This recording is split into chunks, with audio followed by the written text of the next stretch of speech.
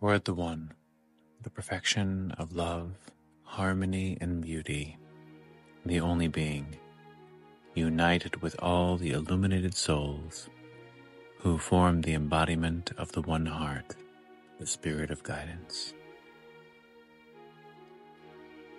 Volume 6, The Alchemy of Happiness, the Aim of Life. The main object of life can only be one object, though there may be as many external objects as there are things and beings.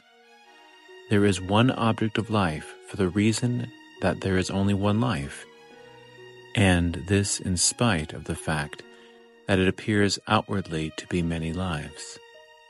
It is in this thought that we can unite, and it is from this thought that true wisdom is learned. No doubt that main object of life cannot be understood at once, and therefore the best thing for every person is first to pursue life's object in life. For in the accomplishment of this personal object, he will arrive someday at the accomplishment of that inner object. When man does not understand this, he goes on thinking there is something else to accomplish, and he thinks of all that is before him that is not yet accomplished. That is why he remains a failure. The person who is not definite about his object has not yet begun his journey on the path of life. One should therefore first determine one's object for oneself, however small that object is. Once it is determined, one has begun life. We find with many people that somehow they never happen to find their life's vocation. And what happens then is that in the end they consider their life a failure. All through their life they go from one thing to another, yet as they do not know their life's object, they can accomplish so little. When people ask why they do not succeed, the answer is because they have not yet found their object. As soon as a person has found his life's object, he begins to feel at home in this world, where before he had felt himself in a strange world. No sooner has a person found his way than he will prove to be fortunate, because all the things he wants to accomplish will come by themselves. Even if the whole world were against him, he will get such a power that he can hold on to his object against anything. He will get such a patience that when he is on the way to his object, no misfortune will discourage him. There is no doubt that as long as he has not found it, he will go from one thing to another, and again to another, and he will think that life is against him.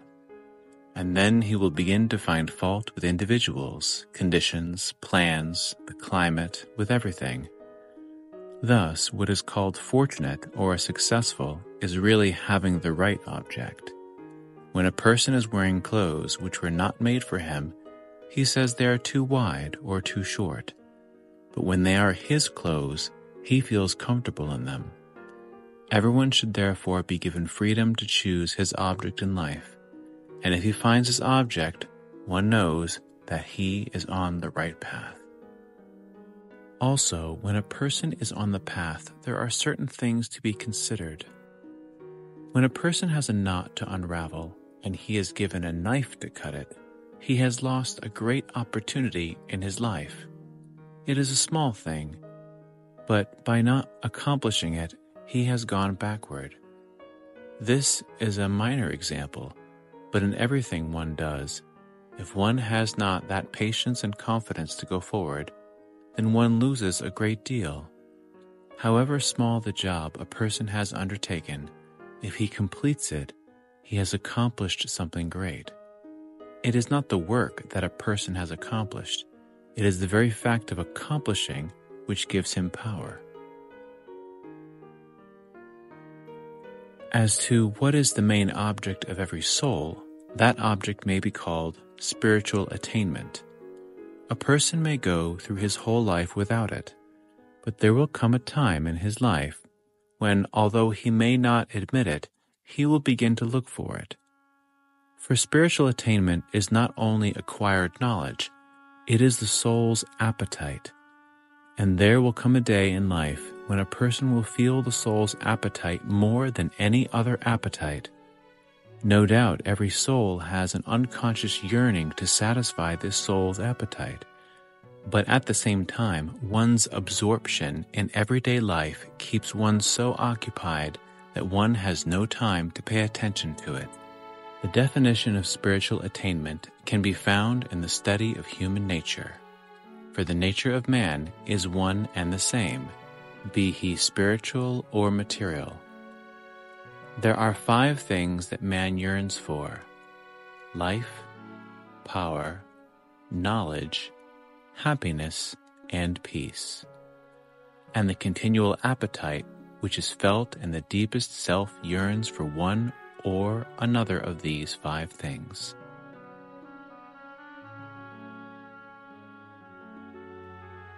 In order to fulfill the desire to live, man eats and drinks and protects himself from all dangers of life, and yet his appetite will never be fully satisfied, because though he may escape all dangers, yet the last danger, which man calls death, he cannot escape. In order to obtain power, which is the next thing, a man does everything to gain physical strength, influence, or rank. He seeks every kind of power, and he always runs up against disappointments, because he will find that wherever there is a power of 10 degrees, there will always be another power of 20 degrees to run up against. Just think of the great nations whose military power was once so immense that one could never have believed they would suddenly collapse. One would have thought that it would take them thousands of years to fall, so great was their power. We need not look for it in history. We have just seen this happen in the last few years. We have only to look at the map.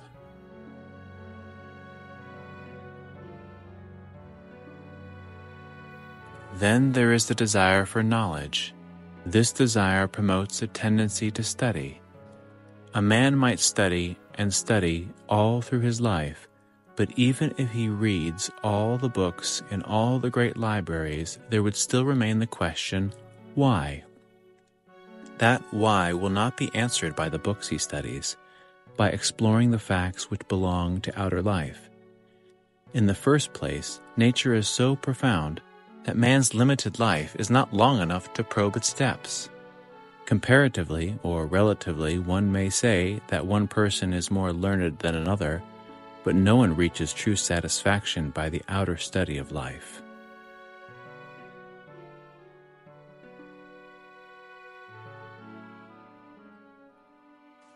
The 4th kind of appetite is happiness. Man tries to satisfy it by pleasures, not knowing that the pleasures of this world cannot make up for that happiness which his soul really seeks after. Man's attempts are in vain. He will find in the end that every effort he made for pleasure brought greater loss than pain. Besides that which is not enduring, it is not real in its nature. It is never satisfactory.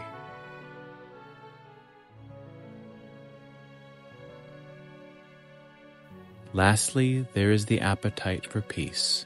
In order to find peace, one leaves one's environment which troubles one.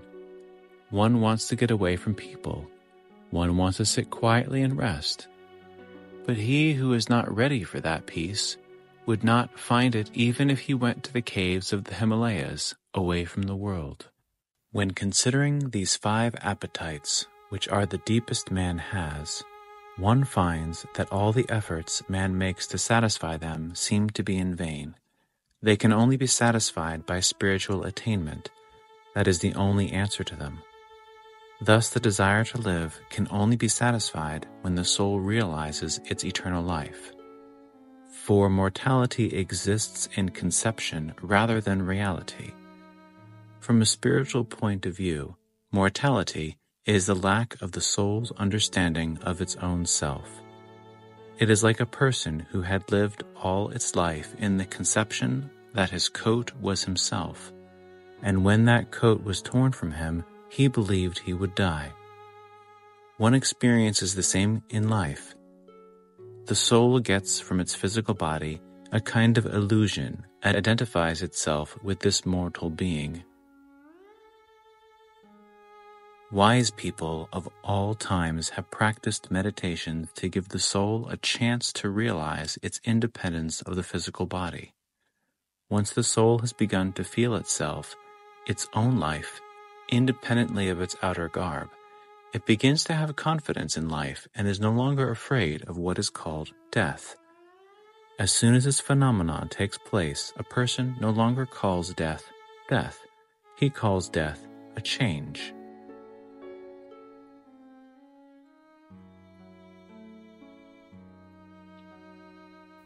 If one makes a study of the desire to live, one finds that one cannot have a desire if it is not in one's nature.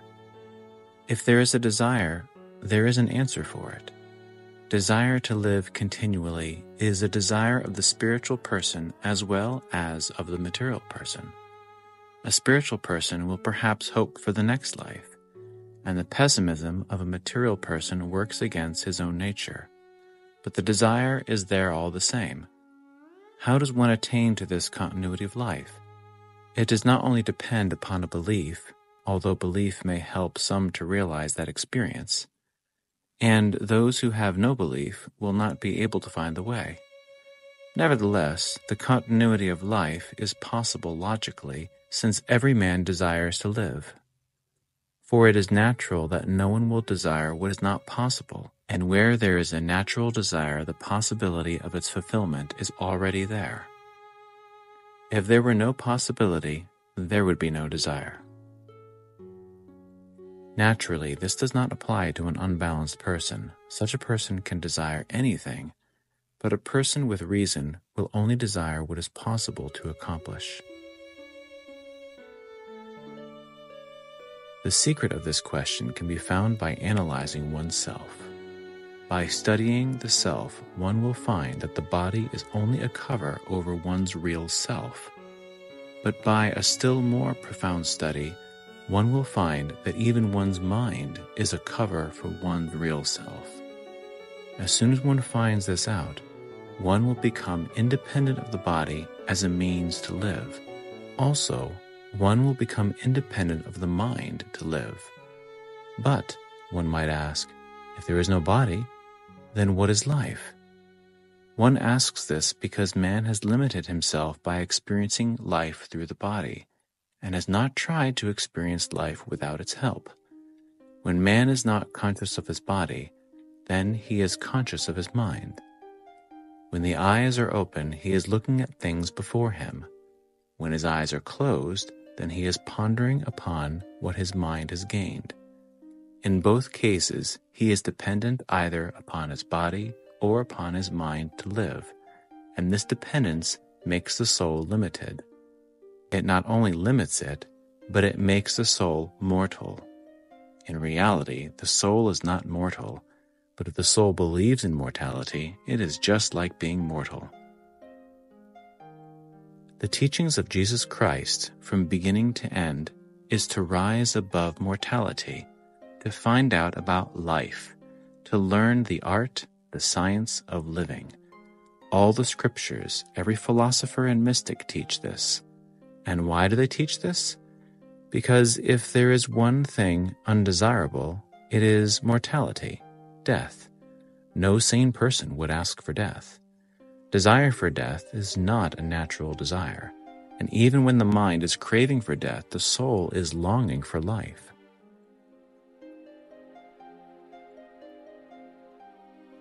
The soul is living. It is life itself. Death is something foreign to it.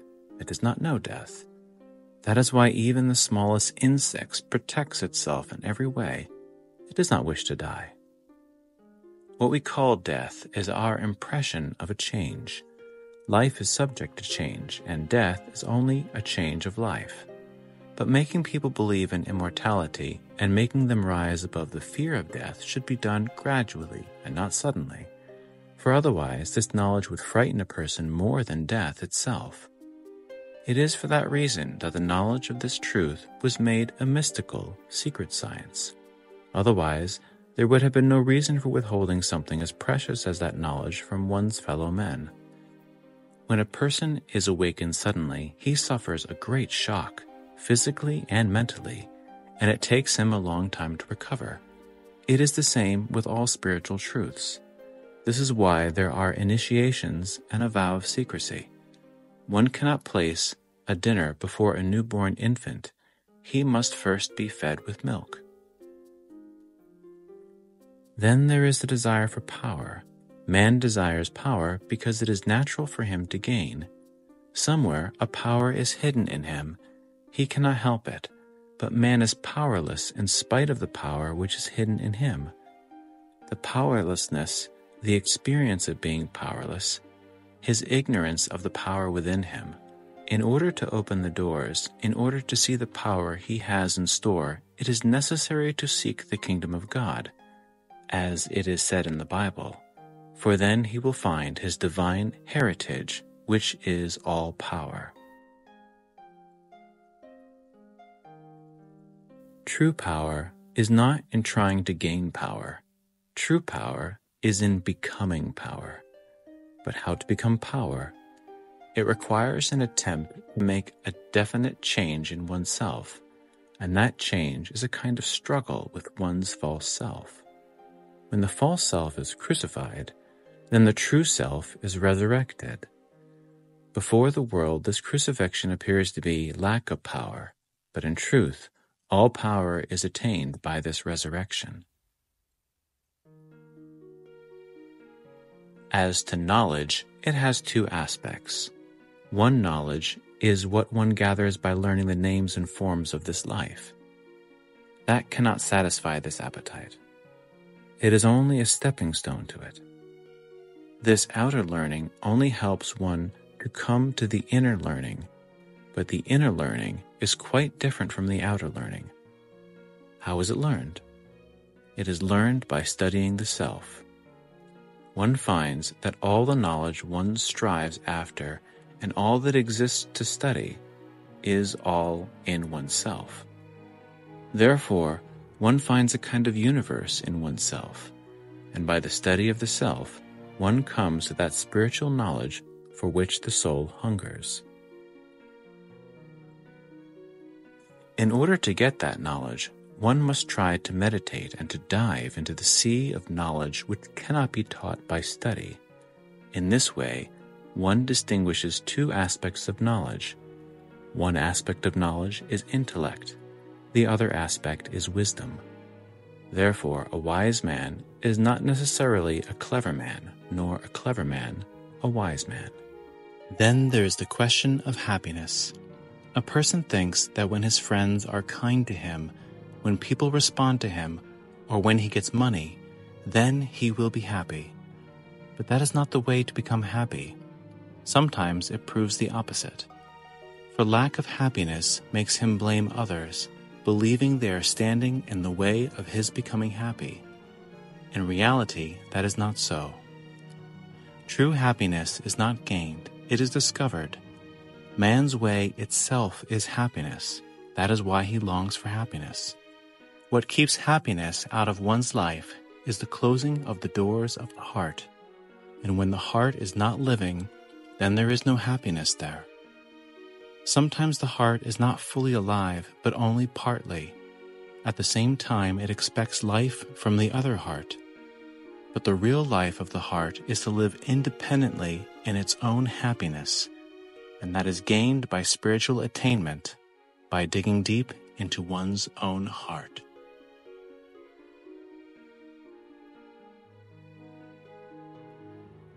The one who has found his peace within himself may be in a cave of the mountain or among the crowd, yet in every place he will experience peace. What generally happens is that in order to get peace, we blame the other person who jars upon our nerves. But in reality, true peace can come only by being so firm against all influences around us that nothing can disturb us.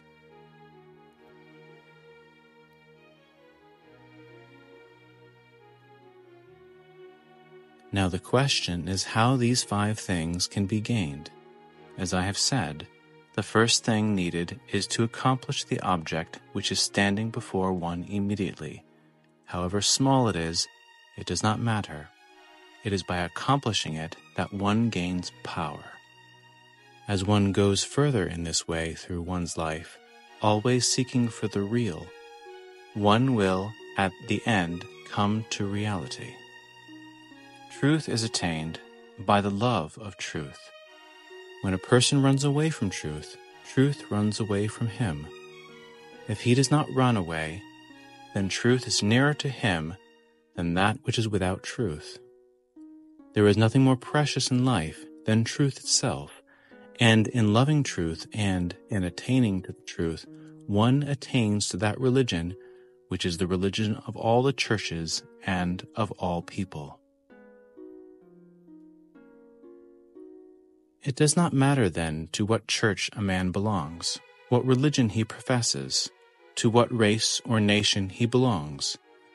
When once he realizes the truth, he is all, because he is with all. The obstacle is the disagreement and the misunderstanding before he has attained to the truth. When once he has attained to the truth, there is no more misunderstanding.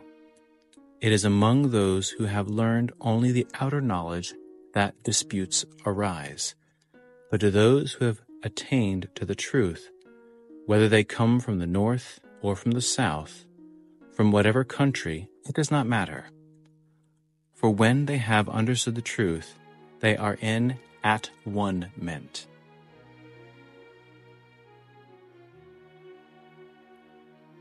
It is this thought that we should keep before us in order to unite the divided sections of humanity, for the real happiness of humanity is in that unity which can be gained by rising above the barriers which divide men.